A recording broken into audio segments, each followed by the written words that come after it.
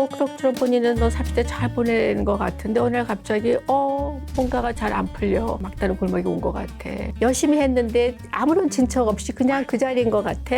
나의 퍼포먼스 기준 여기 있기 때문에 당신네들은 이거 갖고 될지 몰라도 나는 여기가 가야 된다. 그 완벽이라 하는 거는 자기 발목을 잡고 있는 자기 나르시시즘이거든요. 열심히 사는데 불안하기만 하다 한 느낌이 들지 모르지만 사실은 그게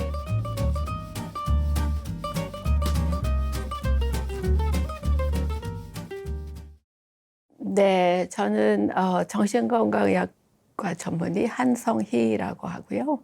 소아정신과 의사이고 또 정신분석가이기도 합니다. 44년째 진입하고 있네요. 저는 주로 좀 심층적인 작업들, 뭐 달리 얘기하면 이제 정신분석적 접근을 주로 하고 있고 또 소아청소년 아이들을 볼 때 또 부모님 컨설팅도 같이 하면서 가족 전체를 아우르는 그런 치료를 하고 있습니다. 제가 이제 수년 전에 딸에게 보내는 심리학 편지라는 그런 책 안에서 젊은 사람들이 이제 맞닥뜨리게 될 많은 심리적 주제들 좀 다뤄본 바가 있는데요.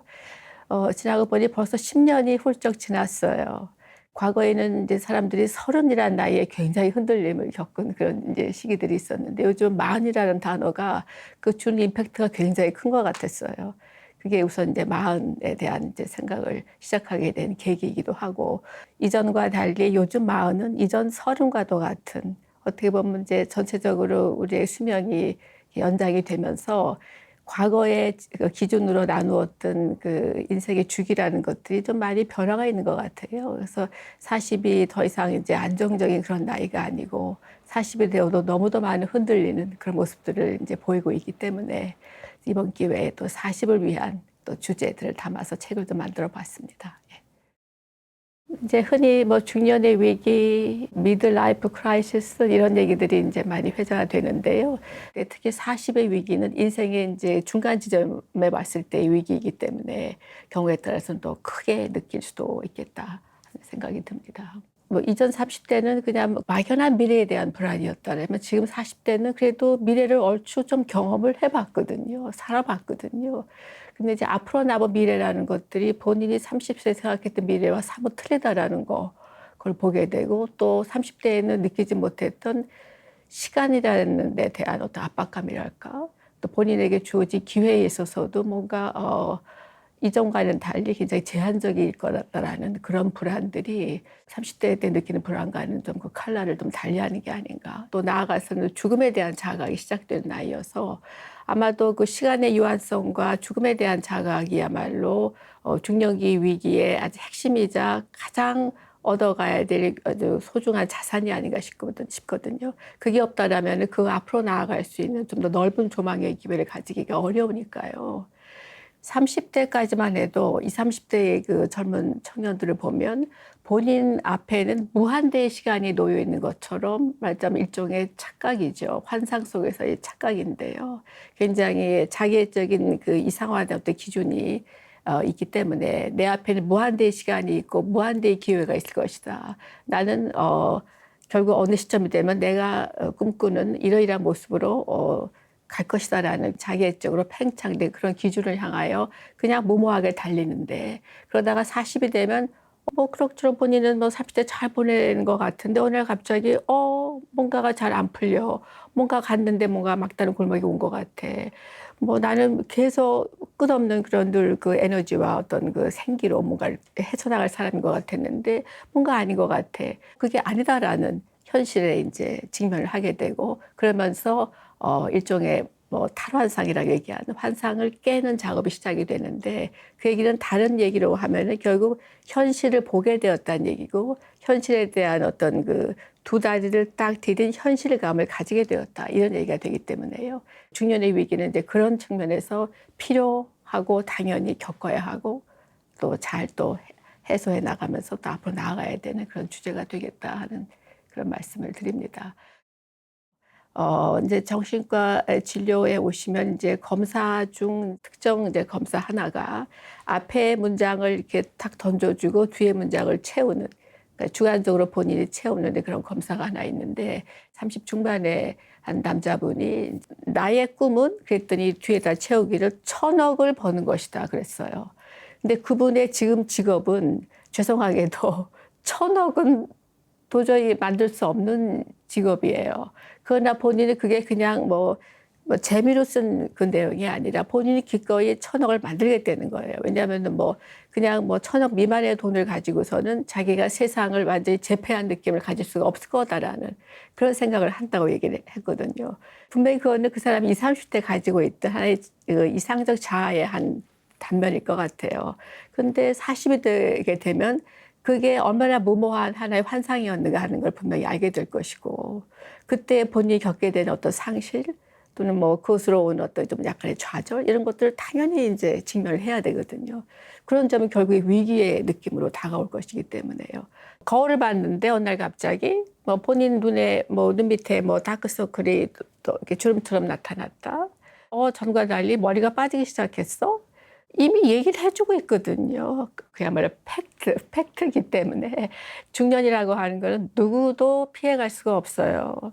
다만 차이가 있다면 당연히 흘러가는 중년의 과정을 외면하려 하는 사람, 또는 있다 하더라도 아주 최소화해서 회피하려는 분, 이런 분들의 집단이 있는가 하면 또 어떤 분들은 그거를 또 너무 과하게 나는 늘 영원히 젊고 아름답고 늘 그냥 생기발랄한 사람이어야 되는데 왜 내가 벌써 꺾어진 변곡점에 놓여 있는 마치 등산으로 치면 탑을 찍고 정상에 올라서 근데 이제는 하향해야 되는 그런 위치에 따라 나를 사람들이 보는가. 난 절대로 난 그걸 수용할 수 없다 해서 그것에 일종의 어떤 반동 형성 과 같은 어떤 일탈 행동으로 초라해지고 좀 이렇게 추락해가는 젊음을 그거를 이제 보상하려는 일종의 좀 비적응적인 과다 반응 보이는 이런 예들도 있을 수 있거든요. 그 둘 다 건강한 반응들은 아니에요.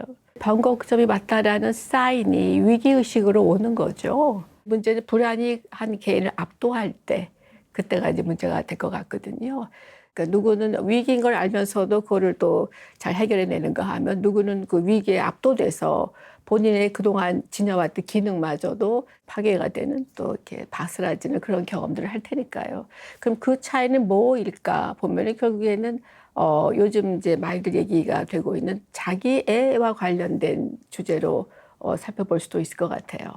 본인의 어떤 그 자기애적인 기준이 너무 높게 되면 비현실적인 그런 수준으로 너무 높게 책정이 돼 있는 경우는 당연히 있게 마련인 어떤 본인의 한계를 인정하고 또 본인의 어떤 능력에 또 그 최대치 인정할 수밖에 없고 또 한 인간으로서 보편적인 어떤 삶의 어떤 제한성을 인정하는 많은 일들이 굉장히 자기애적인 손상이나 상실로 느껴지기 때문에 그거를 다스리고 해결해 나가기가 무척 어려워질 것 같거든요. 그래서 건강한 자기의 병적인 그런 자기의 차이에 따라서 똑같은 위기라고 하더라도 그것이 해소가 되어서 앞으로 나가는 좋은 자양분으로 삼을 수 있을 것이냐 아닐 것이냐를 판별하는 또 기준이 될 것 같아요. 과도하게 이제 자기는 이 정도의 것들을 다 해내야 된다라는 과도한 어떤 그 기대치를 가지고 있을 때 움직이기가 어려워지거든요. 발표 불안을 보면은 사실은 내가 나가서 발표를 하면은 사람들이 내가 하는 게 너무나 형편없다고 야유를 할 거야. 내가 실수를 해서 엄청 부끄러워질 거야. 이런 많은 생각들이 사실은 보면은 본인이 만들어낸 일종의 환상이고 또 어떻게 보면 본인이 만들어낸 괴물일 수도 있어요. 다른 사람들은 본인이 그렇게 눈여겨 안 봐요. 대부분 사람들은 자기 삶이 바빠서 그렇게 특정한 개인을 보고 있지 않은데 본인이 상상 속에서 어떤 괴물을 이렇게 만들어 놓고 저 괴물은 나를 예의주시하면서 이제나 저제나 저 사람이 실수는 하지 않나 해서 실수하면 가차없이 비난할 거야. 이렇게 볼 거라는 괴물을 본인이 상상 속에 만들거든요. 결국 그 괴물은 자기 검열의 기능이 의인화되어 있듯이 본인이 본인을 그렇게 비판하고 깎아내리는 거거든요. 또 어떤 분들은 불안이 너무 높아서 해야 할 거를 못하고 끝없이 미루는 분들이 또 있으세요. 병적 꾸물거림이라는 이제 진단명이 있을 정도로 해내면 굉장히 잘 해내시는 분인데 끝까지 미루다가 끝내 그 마감일을 놓쳐서 다 된 밥에 코 빠뜨리게 된다든지 끝없이 그 완벽을 기하는 마음 때문에 결과론적으로 자기 인생에 손해를 끼치는 역설적인 그런 경우를 많이 보는데요. 그때의 불안은 뭐 말은 지금 완벽이지만 결국엔 두려움이잖아요. 자기가 완벽히 해야 되는데 그걸 못할 거에 대한 두려움. 그 완벽이라 하는 거는 굉장히 자기 발목을 잡고 있는 자기 나르시시즘이거든요. 자기 중요성이 너무 과다하게 부각되어 있는 경우, 그 우리가 나르시시즘이라고 얘기를 하는데요. 그 범주의 그 질환 때문에 힘들어하는 분들이 좀 많아지는 것 같아요. 왜 본인만 완벽해야 하는 거죠? 좀 실수하면 안 되나요? 발표 프로도 마찬가지예요. 나가서 그렇게 완벽하게 해야 하나요? 실수하면 좀 실수가 됐습니다. 라고 말을 하면은 오히려 관중들은 또 격려의 박수 쳐주고 할 텐데요. 그냥 본인이 그걸 허용을 못 해요.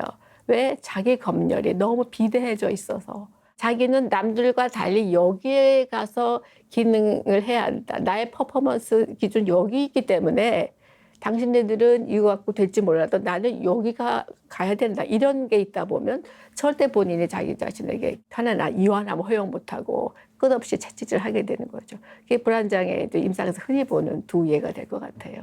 오히려 실수해보라고 저는 얘기를 합니다. 실수해보면 아무 일도 아니라는 걸 확인하거든요. 남들 청직이 웃으면 오히려 긴장이 이완이 돼서 그 다음 발표를 더 잘하게 된다고 얘기해 주신 분들도 있고. 예. 대부분의 걱정, 불안은 사실은 일어나지 않을 것에 대한 걱정이자 불안이거든요. 또 불안은 오지 않은 것을 미리 갑을 해서 땡겨서 하는 걱정이 불안일 수가 있기 때문에 되게 그런 경우에는 그냥 심플하게 마치 뭐 어린 학생들한테 우리가 어떤 지침 주듯이 한번 걱정 일지를 한번 써보셔라. 그럼 도대체 어떤 것들이 이렇게 힘들게 하시는가 한번 써보자. 본인이 한번 써봐요. 계속 뭐가 일어날 것이다, 어쩔 것이다. 그리고 걱정하는 일이 아무것도 안 일어났어요. 그냥 걱정을 그냥 늘 이렇게 불러서 걱정에 머물게만 했을 뿐. 또 어떤 분들은 또 어떤 걱정을 안 하기 위해서 일부러 더 큰 걱정을 불러온다고 얘기를 하세요. 그 큰 걱정이라고 하는 건 정말 왜 확률적으로 일어날 수 없는 걱정 있잖아요. 내가 나가서 걷다가 교통사고가 나서 죽을 수도 있어. 예를 들면. 왜냐하면 본인이 하고 있는 그 일상생활의 걱정을 잠재우기 위해서 더 큰 걱정을 일부러 막 생각하다 보면 이 걱정은 자기가 잠시 피할 수 있기 때문에 엄청난 메모드급 걱정을 늘 또 불러온다는 거예요. 그럼 그분은 귀한 하루, 귀한 일주일, 귀한 인생을 걱정과 걱정을 하다가 그냥 버리는 거죠. 또 그 소중한 40대의 그런 귀중한 시간들을 그래 걱정 속에 스스로를 이렇게 매몰시켜서 버리게 된다면 얼마나 우매한 일이 될까요? 그래서 이제 그렇게 걱정일지 한번 써보는 것도 한 방법이고 또 한 가지 추가한다면 사실 지나가 보면 걱정거리는 그다지 걱정할 일 아닌 걸 하고 있었다. 이 얘기는 가지치기를 하면 되는 거잖아요. 그 순간.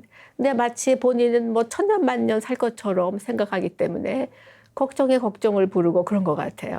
가지치기를 해야 해요. 선택과 집중을 해야 되는데 그래야 자기 인생을 낭비하지 않을 수 있는데 그러려면은 줌 아웃을 해서 본인이 천년만년 사는 게 아니라 제한된 한 삶을 살 뿐이고 어느 누구든 다 이제 죽음에 이르게 될 텐데 특히 어린 시절일수록 삶을 무한대로 지속되는 것 같은 착각 속에 이제 살게 되게 마련인데 이제 지나고 보면 중년이 되고 나면 삶의 유한성을 피부로 아주 이제 강하게 느끼게 되기 때문에 죽음을 자각하는 일, 달리 말해서 줌 아웃해서 죽음의 시점에서 나의 현 시점을 본다면 가지치기가 자연스레 될 것 같아요.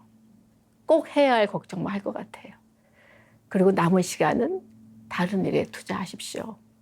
뭘 하던 아예 아무것도 안 하고 쉬던. 예. 지금 열심히 살고 있기 때문에 불안한 거거든요. 예. 그래서 그걸 나쁘게 또는 힘들게 뭐 이렇게 생각할 게 아니라 내가 열심히 사느라고 불안하다. 열심히 사는데 불안하기만 하다 한 느낌이 들지 모르지만 사실은 불안하기만 한 건 아닙니다. 열심히 했는데 아무런 진척 없이 그냥 그 자리인 것 같아.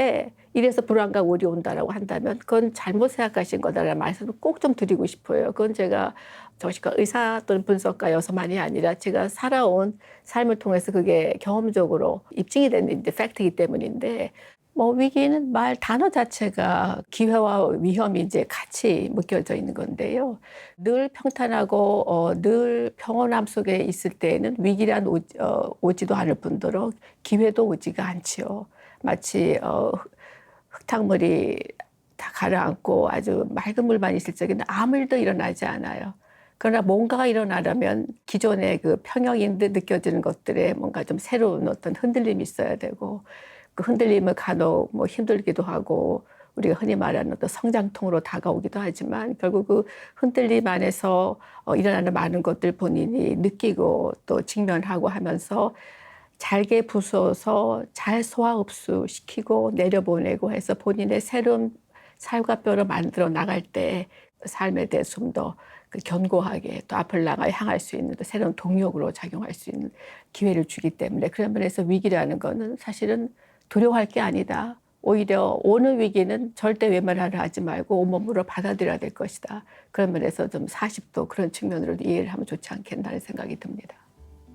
아무것도 안 하고 그냥 어딘가에 딱 이렇게 답보되인 것 같아도 그냥 뭔가는 흘러가고 있어요.